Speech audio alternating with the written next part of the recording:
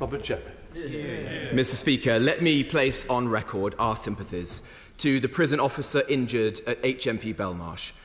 We wish them a full recovery and thank all prison officers for their courage in the face of growing danger. Let us be clear about what is happening in our prisons. Violence against officers has spiralled out of control. In just the past month, two of Britain's most dangerous terrorists, Axel Rudakubana and Hashim Abedi, have launched vicious attacks on officers in two of our supposedly most secure prisons. The Secretary of State has ordered a snap review into the attack at HMP Frankland. 3 weeks later, no answers and no action. Every day longer it goes on, the safety of officers is at risk. So I ask the Minister, when will it conclude? Why hasn't every prison officer exposed to dangerous inmates already been provided with a stab vest? Not in June, but now, today. I've spoken to officers who say attacks with boiling water are not uncommon. Will he commit today to order the removal of every kettle from high-risk prisoners? Not in June, but now, today.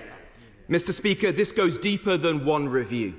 Men like Rudakubana and Abedi glorify violence. They dream of martyrdom, and still governors pander to them. I couldn't care less if Rudakubana never had a hot drink again, nor would the British public.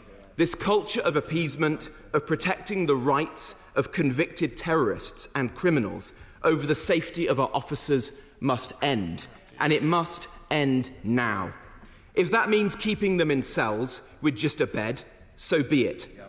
If it means no contact, no privileges, and certainly no cups of tea, so be it.